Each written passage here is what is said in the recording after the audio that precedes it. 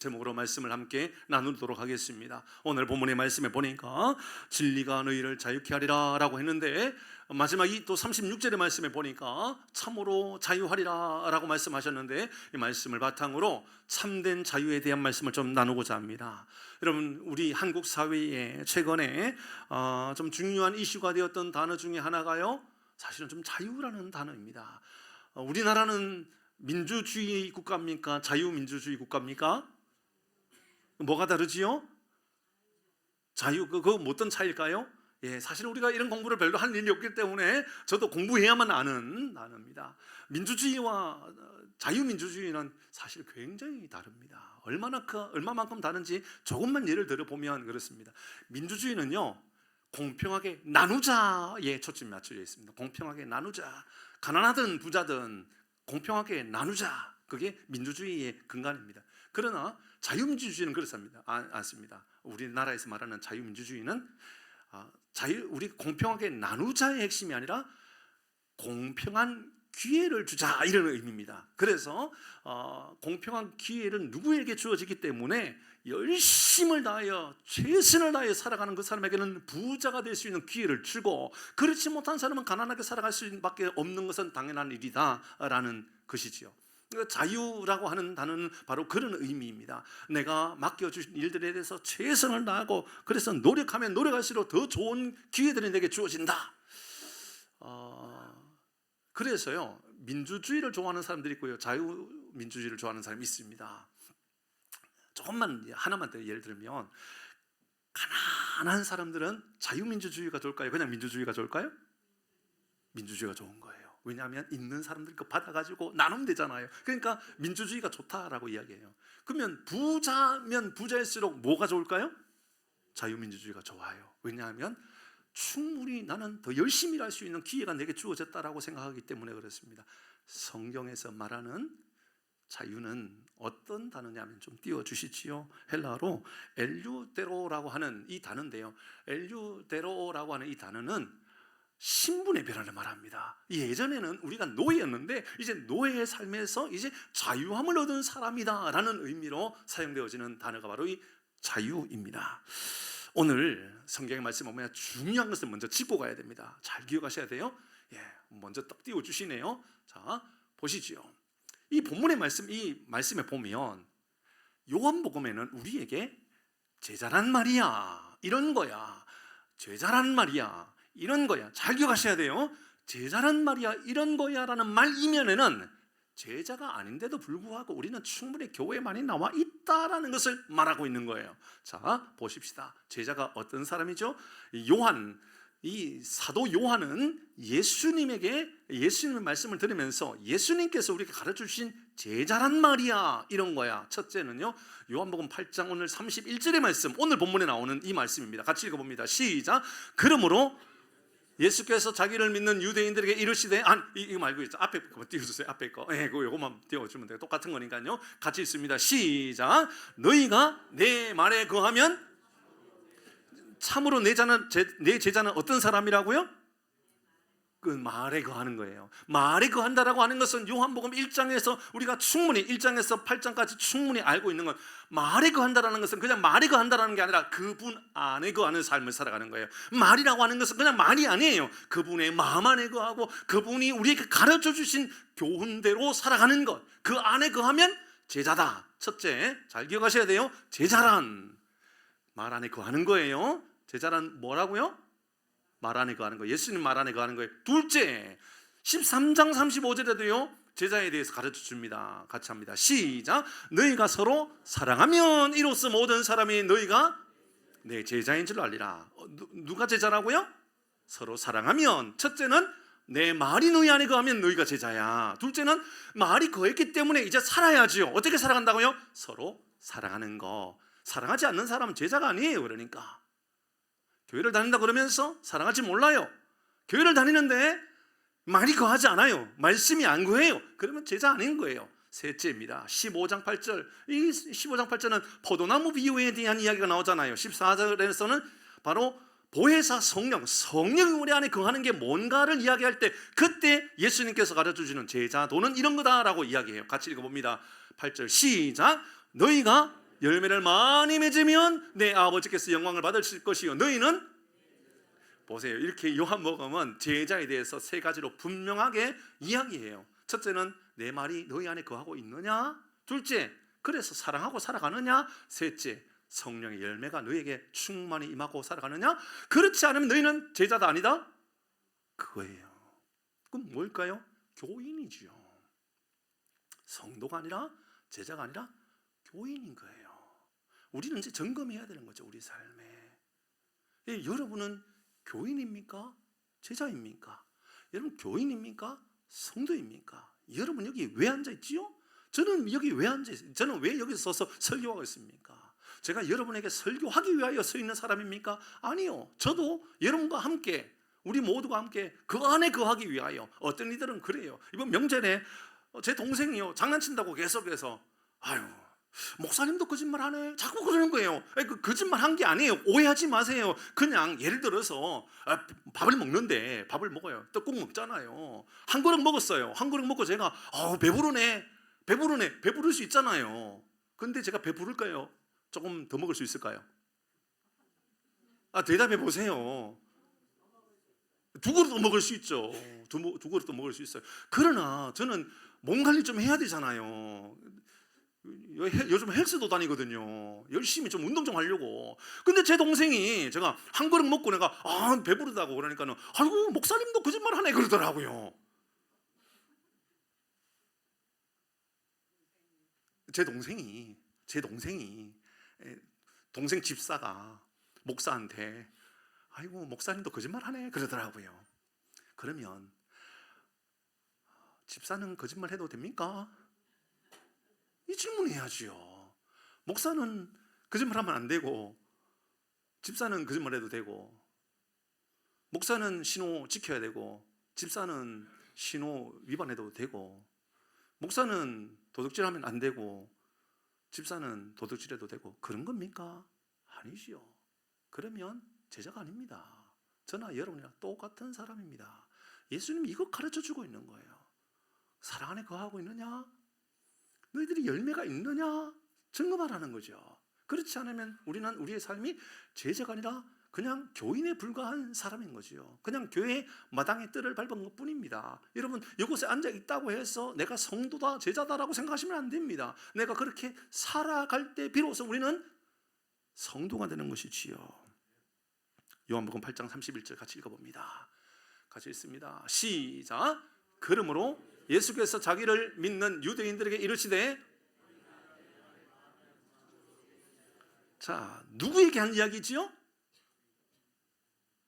빨리 말씀해 보세요. 누구에게 한 이야기입니까? 여러분 왜 다 읽지 않으세요? 어떤 유대인이에요?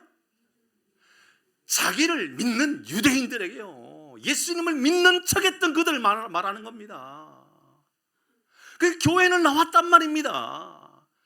근데 예수께서 자기를 믿는 유대인들에게 이야기하고 있다고요. 예수를 따른다라고 말하고 예배를 드린다라고 말하고 있는 우리를 향하여서 저를 향하여 하는 이야기인 거예요. 남 이야기가 아니에요. 이거는 유대인들에게 이르시되가 아니라 자기를 믿는 유대인들에게 말씀하고 있는 겁니다. 너희는 제자냐 아니면 그냥 교인이냐?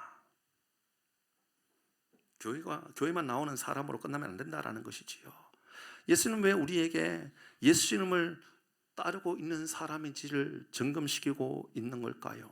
왜냐하면 점검해야 되지요. 요한복음 지금 1장에서 8장까지 읽으면서 우리가 계속해서 만났던 사람을 점검해 보십시다. 여러분 어떻게 예수님을 찾아다녔죠? 어떤 이들은 예수님께서 오병이요 떡을 이 보리떡 5개 물고기 2마리를 가지고 수만 명을 먹였던 그 사건을 보면서 이야 예수님 따라다니니까 부자가 되는구나. 예수님을 따라다니니까 우리도 먹고 살만한 사람이 되는구나. 그래서 따라다녔단 말입니다. 어떤 이들은 예수님을 따라다녔던 이유가 병을 고쳐주셨기 때문입니다.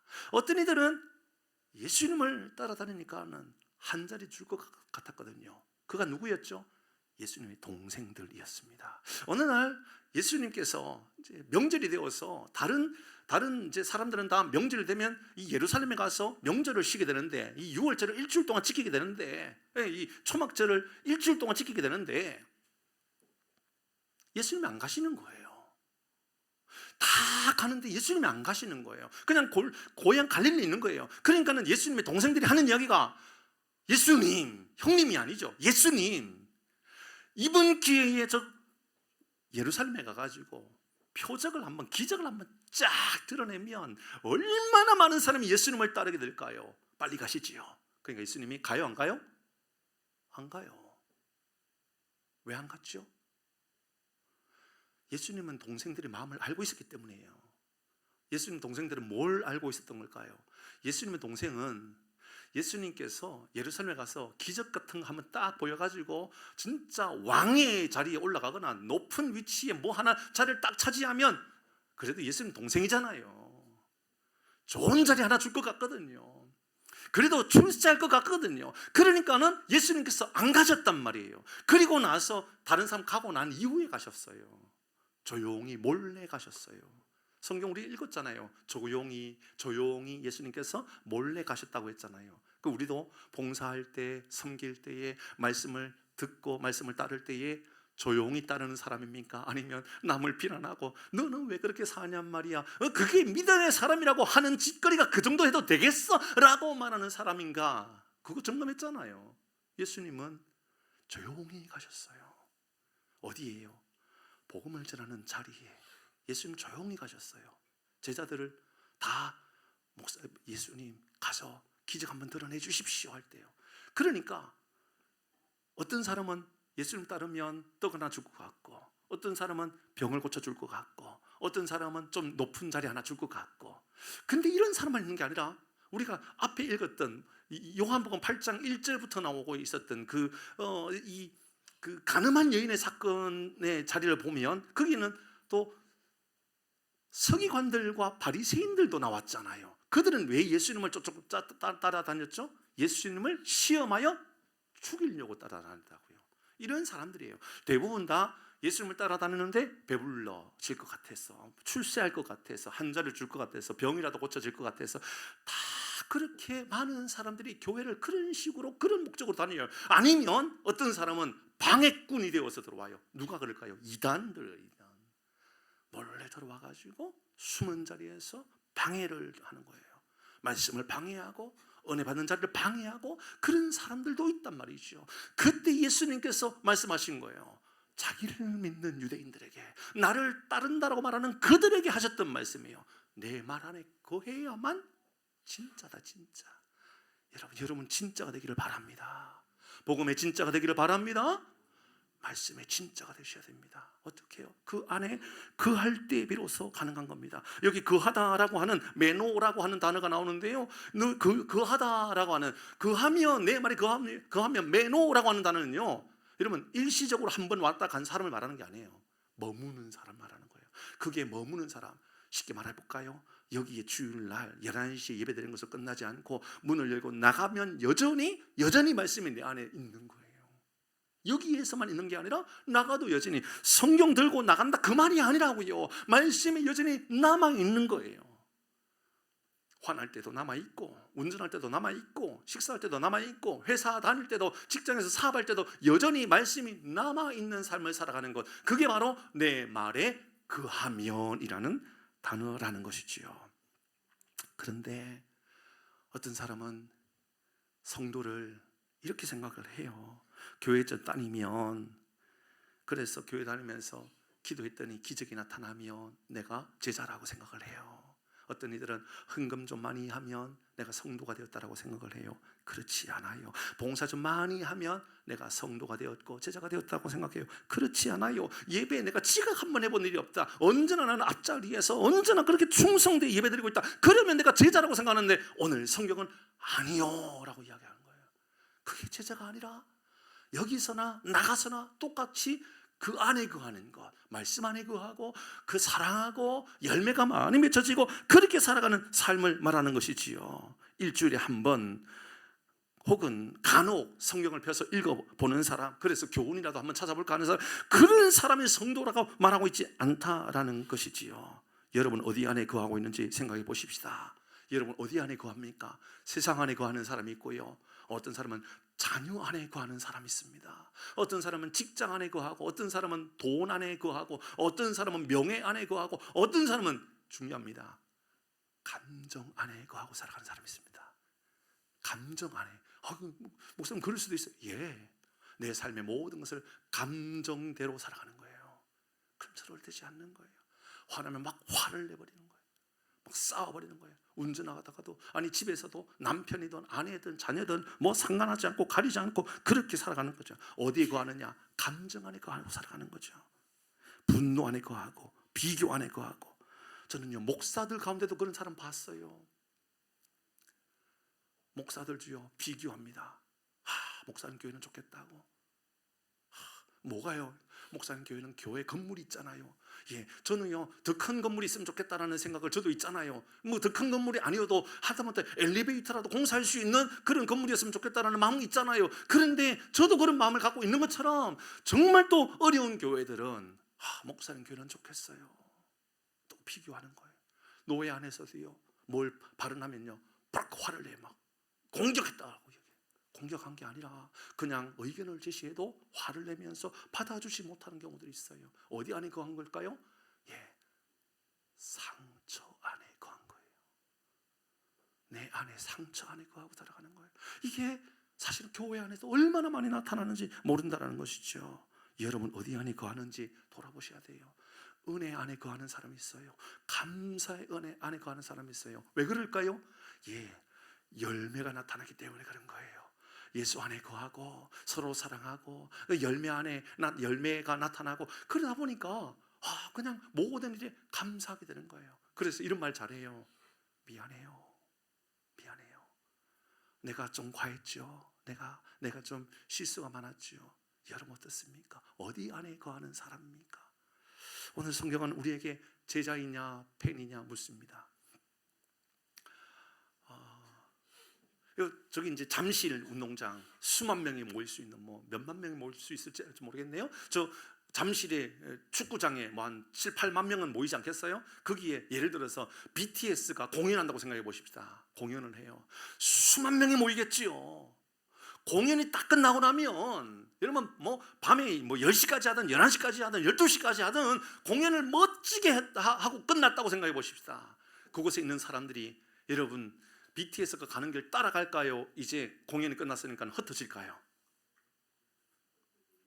대답하세요 빨리. 왜 흩어지죠? BTS의 제자가 아니라 팬이기 때문에 그런 거예요. 우리가 여러분 이곳에서 말씀을 듣고 나갔는데 우리는 그냥 여전히 세상에 따라 나가고 그냥 감정대로 살아가고 여전히 하나도 변한 게 없다 그러면 예수님을 팬으로 믿는 거예요. 그냥 팬으로 따르는 거예요. 제자는 어떤 삶을 살아갑니까? 따라갑니다. 말씀을 따라갑니다. 말씀대로 살려고 몸부림친단 말이죠. 여러분 어디에 속하고 있습니까? 얼마나 중요한 메시지인지 모르죠. 그 이야기를 이제 중요합니다. 왜 유대인에게, 자기를 믿는 유대인들에게 이렇게 가르친 이유가 뭡니까? 자, 이렇게 말씀하고 나서 그 다음에 중요한 건 이제 32절입니다. 그래서 이들을 향하여서 하셨던 이야기가 좀 말이 안 맞는 것처럼 보이는 이야기를 해요. 예수님께서 자기를 믿는 유대인들에게 너희들 내 말 안에 거해야만 내 제자란다 라는 말 다음에 32절 이렇게 말합니다. 읽어봅니다. 시작. 전혀 맞지 않잖아요. 이상하지 않아요. 뭘 이상한 이야기를 하셔요. 내 말 안에 거해라 라고 해놓고는 진리를 알지니 진리가 너희를 자유케 하리라, 이 말을 하신 이유는 33절 때문입니다. 33절 같이 읽어볼까요? 같이 읽습니다. 중요합니다. 여러분 체크해 놓으셔야 돼요. 별 5개예요 33절 같이 읽습니다. 시작.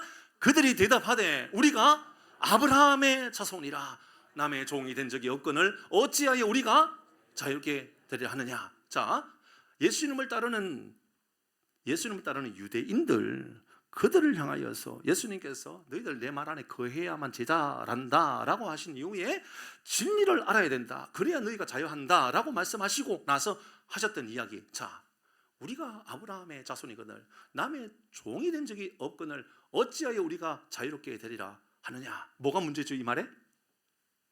이 말의 가장 큰 문제는 뭡니까? 굉장히 심각합니다. 이 이야기는. 뭐가 심각할까요? 남의 종이 된 적이 없거늘. 그러면 유대인들이 남의 종이 된 적이 없었습니까? 아니지요. 그들은 종이었었습니다. 어디의 종이었죠? 네? 유대인들이 어디의 종이었었어요? 애굽의 종이었죠. 애굽만의 종이었나요? 아수르는 종이 아니었나요? 그들은 바벨론에는 종이 아니었나요? 그들은 페르시아에는 종이 아니었나요? 그들은 헬라 제국에는 종이 아니었나요? 그들은 로마 제국에는 종이 아니었나요? 예, 그들은요 항상 종이었던 겁니다. 그들은요 아수르에도 종이었고 애굽에도 종이었고 동서남북 모든 나라가 애굽을 공격하여서 종살이 시켰던 그 나라. 그러니까는 평생 그들은 종으로만 살았던 사람들이란 말입니다. 그러니까 예수님께서 진리 안에 거해야 너희가 자유롭다. 그러니까 그들이 하는 말이 우리가 아브라함의 자손이거늘 우리가 남의 종이 되었는 일이 없었는데 왜 우리가 자유롭게 된다라고 말합니까? 이 말은 진짜다 거짓말이다? 거짓말이다. 이렇게 산단 말입니다. 겉으로는 교회를 다니지만 교회 남아있지만 거짓말합니다. 내가 손해볼 것 같으면 거짓말합니다.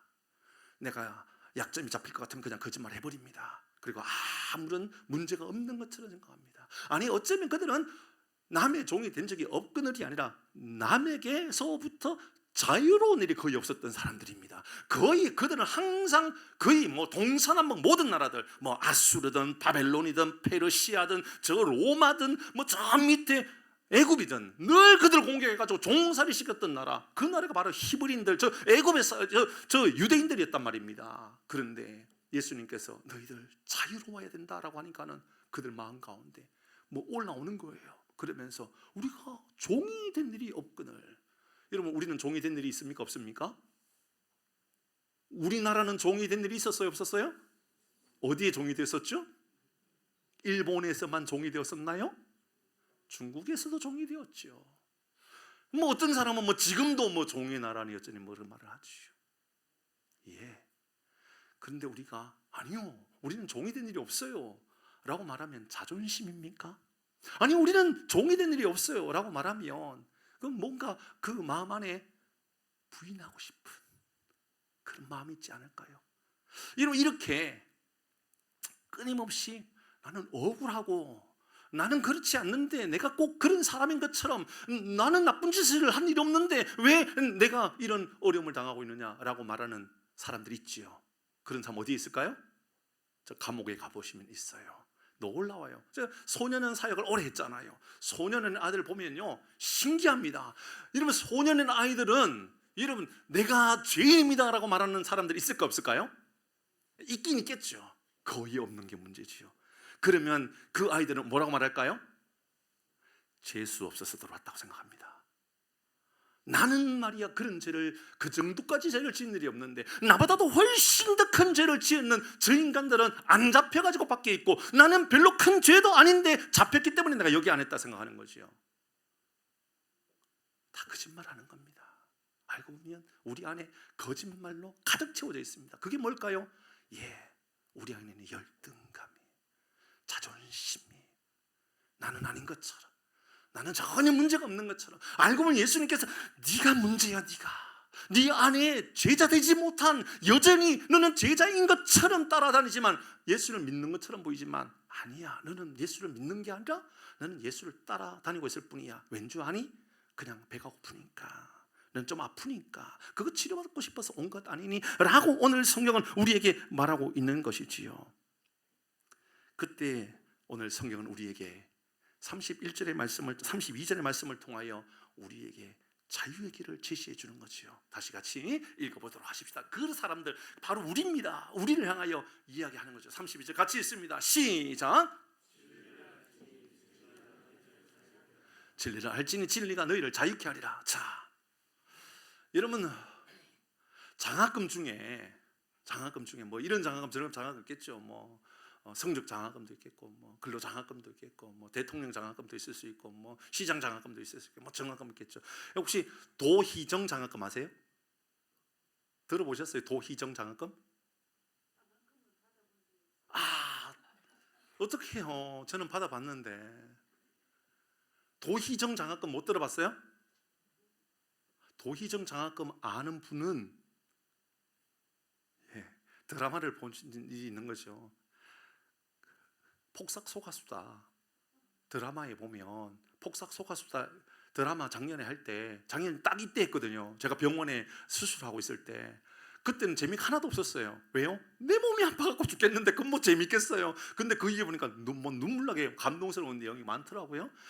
거기에 누가 나오냐면 나민옥이라고 하는 여인이 나와요. 나민옥이 누구냐면 이 애순이의 새엄마 역할을 해요. 새엄마 같은 역할을 해요. 근데 사이가 안 좋아요. 왜냐하면 뭐 새엄마가 뭐 잘해주겠어요. 그러니까 자기 딸한테만 잘해주고, 이 애순이 아이유 애순이한테는요 먹을 것도 제대로 안 주고 막 계속 힘들게 하는 거예요.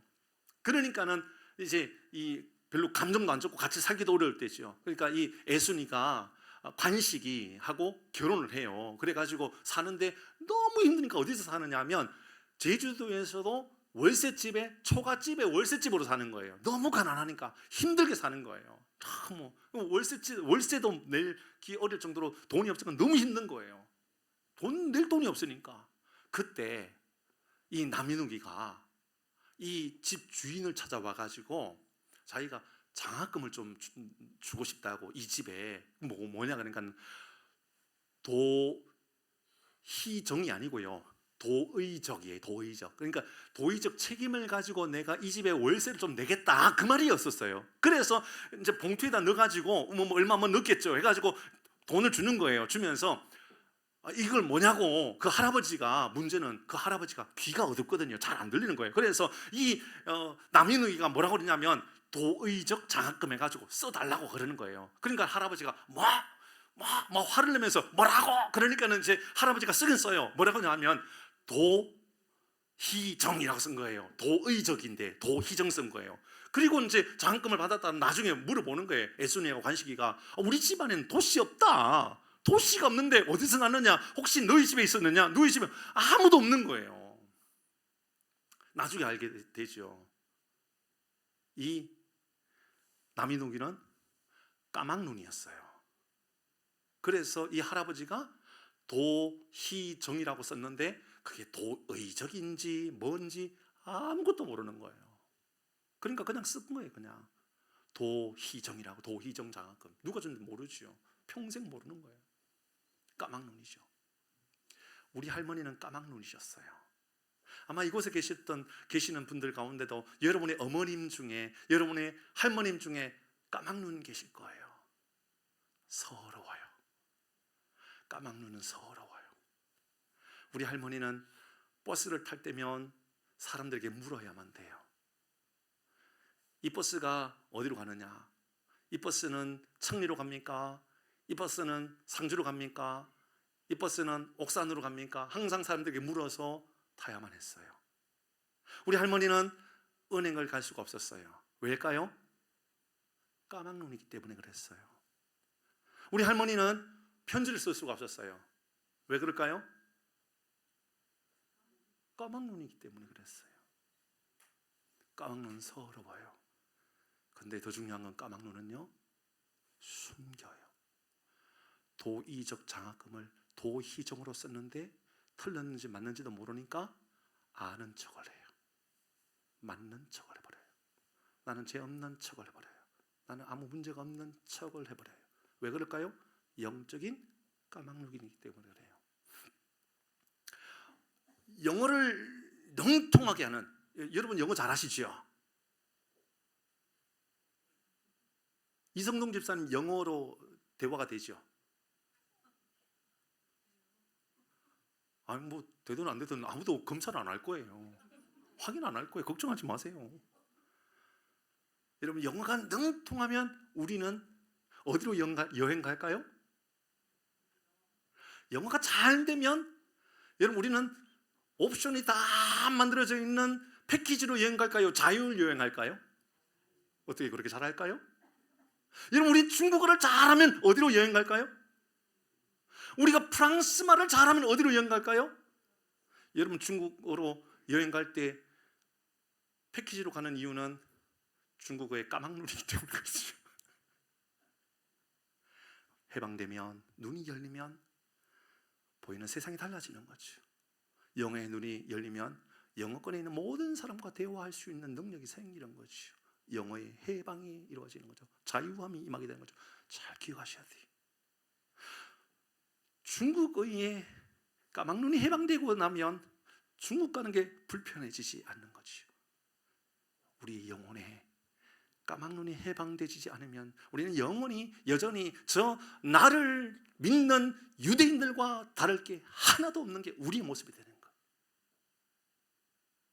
여전히 숨기고 싶고 여전히 거짓말해도 전혀 죄책감이 들지 않는 이런 삶을 우리가 살아가고 만다라는 것입니다.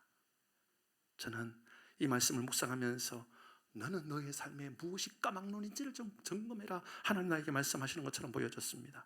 잘 생각해 보면 우리는 간혹 자신의 생각이나 말이 잘못되었을 수도 있다는 것을 알지만 자존심 때문에 인정하지 않습니다. 내가 실수했지만 그 실수도 인정하지 않습니다. 왜냐하면 까막눈이라는 것을 들통날까 봐 그런 겁니다. 영혼의 까막눈이었을까 봐 들통나는 게 두려워서 그렇습니다. 우리는 왜 거짓의 종으로 살아갈까요? 영혼의 까막눈이기 때문에, 눈이 어두워서 그런 겁니다. 악한 이런 우리가 악한 사람이 악한 마음이 우리 안에 계속 일어나는 것은 악한 일에 대하여 까막눈이기 때문에 여기에서 해방되지 못하는, 일어나지 못하는 모습들이 나타나기 때문에 그런 거죠. 자, 이 자유가 어떻게 가능할까요? 다시 31절 돌아가서 보도록 하십시다. 31절입니다. 이 자유함이 다시 이제 정리하는 겁니다. 예수께서 자기를 믿는 유대인들에게 너희들, 우리를 향하는 겁니다. 이러시되 너희가 내 말 안에 거하면 참으로 내 제자가 되리라. 그리고 나서 32절에 진리를 알지니 진리가 너희를 자유케 하리라. 너희들 까막눈 아닌지 점검해라. 그래야 된다. 너희 영혼의 까막눈이 아닌지를 점검해야 된다.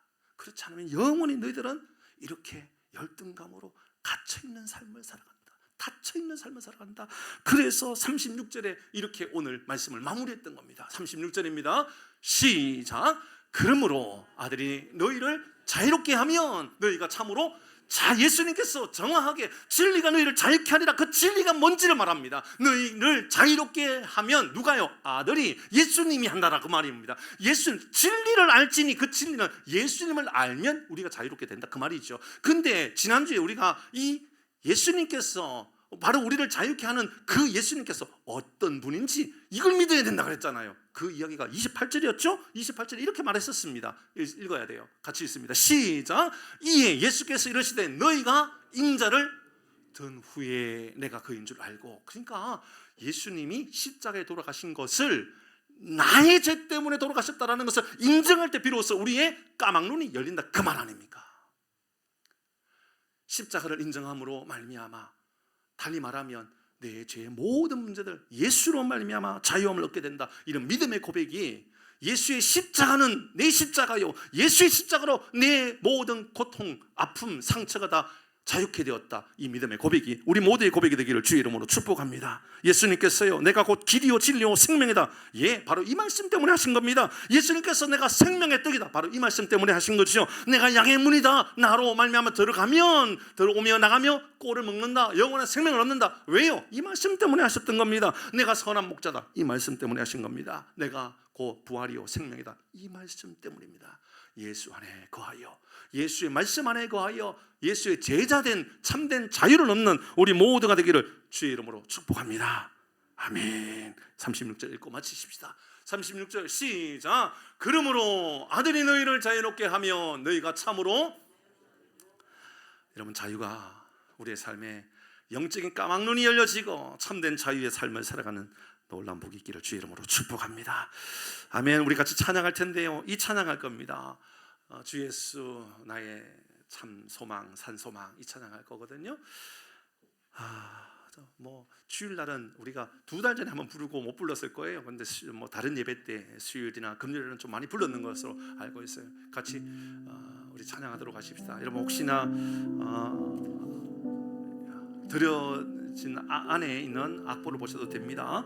같이 찬양하도록 하십시다. 가사를 기억하면서 바로 오늘 메시지를